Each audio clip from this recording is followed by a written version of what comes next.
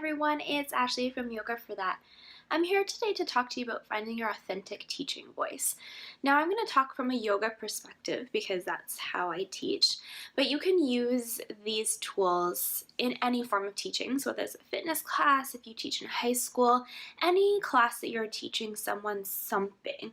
These are 5 simple ways that you can find your authentic teaching voice. That's it, 5 simple ways, and you don't have to use all of them. One might resonate with you better than the others, or use all 5. And make sure to stay tuned to the very end to find out my bonus tip.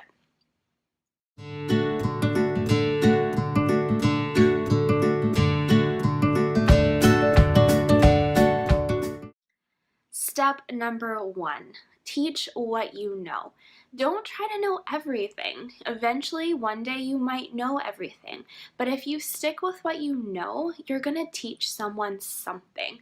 Not everyone can know everything, so especially from a yoga perspective, you might know philosophy really well. You might know the chakras really well. You might just be really good at leading a nice balanced class. So teach what you know and grow your following that way. It'll also give you a strength from your inner self to continue to teach because you coming from a place of authenticity, you're coming from a place that you know really well, and you can share that knowledge with confidence. And that is the key to teaching, is having this air of confidence about you. Step number 2, teaching something you're passionate about. So again, maybe you're super passionate about the sutras. Maybe you're really passionate about anatomy. Teach the things that resonate with you really well, a place that you really want someone to know. So for me, I come from a place of mental health, I guess, in terms of leaving a space, leaving a yoga class with a sense of stress relief, with a sense of new tools in combating the day-to-day stresses. And that's something that I really like to offer, especially in my flow and my deep stretch classes. My fitness classes are another story, but when I teach my slower paced and more yogic style classes, I really want people to leave with a peace of mind, and that's something I'm really passionate about, and I try to offer in every single class that I teach. For other people, it might be anatomy cues, it might be breath. So it really just depends what you're super passionate about, and come from that place. Teach that passion to people and they'll really begin to be drawn to you. I mean, you might lose some people if they're not into the sutras, or maybe they're not really into anatomy all that much, or they're lost in your type of cueing if you're using atomic cueing words. But you'll really begin to gather a following of people based on what you're passionate about and what you're teaching. So make sure to come from a place of passion and confidence. Step number 3 is to not be afraid to try new things. And I don't mean change your entire class style all at once, but if you go to a class that you really enjoyed, feel free to kind of pick and choose what really resonated in your body, what really resonated for you at the end of class, and feel free to weave that slowly into your classes. You don't want to shock people with new class formats all at once, but if you start to weave things into your classes, you will get feedback from your students, good or bad. If it's bad feedback, take that home with you. Maybe you still want to offer something like that in your class, and that's up to you. That's your authentic self. But maybe you get positive feedback, and maybe slowly your class styles begin to change a little bit and begin to grow with you. Step number 4, especially when you're a new teacher, is teaching to who you know.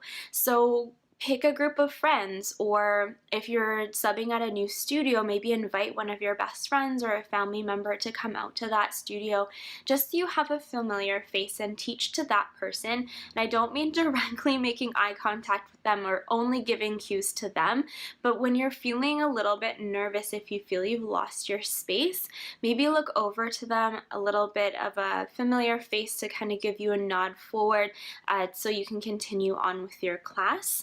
I always find the classes, even now after teaching for a few years, when I don't know anyone in the class, I get extra nervous. Even though I know I can lead a good class and I know that I have that ability in me. It's still nerve-wracking when you have all of these new faces who've never taken your class before. They already have all these kind of prejudgments about you because they've never seen or met you before, and they think that you're this brand new teacher that's never taught. So if you can, invite a friend, invite a family member to come to these newer classes, especially when you're brand new, just to give you that confidence, that little boost forward, and then teach them what you know, teach them what you're passionate about, and just continue on your way as a journey as a yoga teacher. Step number 5 is something that I've come to appreciate in my teaching, is not being afraid to mess up. So especially going back to step number 3 where you're trying new things, I recently tried a sequence, a new way of sequencing, and it failed miserably. So I laughed about it. I told my students, like, sorry guys, tried something new there. It didn't quite work today. Let's go back to the regular style. Brought them back to a neutral foundation and began that sequence again. And it was fine. Everyone still at the end of the class had a really well-balanced class. Everyone left feeling really good. We all had a little bit of a chuckle, and that's just who I am. I want my students to know that I'm trying new things, that I'm learning new things, and implementing new styles with them, and eventually I might try that sequence again with a little bit more familiarity, trying it at home on my own a few times so I can feel it in my own body before I begin to teach it again to my students.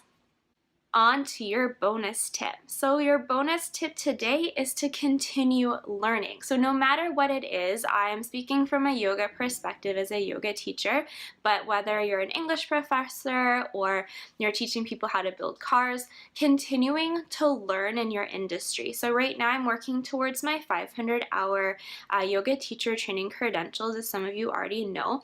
I've done 33 hours of Ayurveda training and 100 hours of Vinyasa training, and it has expanded my practice personally and teaching more than I could have ever thought. And I, for the past few years, didn't think I needed more training. Not that I didn't need it, but I wasn't ready for it. I didn't feel that it would really serve me at that time. And then recently I was given a new opportunity to advance my teaching career. So I went back to school, and I was at that point in my teaching where I felt I kind of hit a plateau of what I could offer my students, the keywords that I was using, the sequencing I was using. I was still getting really good feedback, but I felt I was becoming stale. And after taking these new teacher trainings, 133 hours of training, I all of a sudden have this new plethora of amazing experience, amazing training, and amazing ideas that I want to share with my students, and have been able to create new sequencing, been able to use new cueing words, been able to create new class styles that I'm really excited in teaching. So that's it for today's video. 5 steps with your bonus tip of how to teach anything really well with your own authentic teaching voice. So those 5 steps to recap: teaching what you know, teaching what you're passionate about, trying new things, not being afraid to mess up, teaching to who you know, and then your bonus step is to never stop learning. I hope these tips really helped you guys out in finding your authentic teaching voice. I can't wait to see you again next week. Make sure to hit the subscribe button down below, like this video, comment if you'd like, and share with friends who you think would find it helpful. Have a great day, guys. See you later.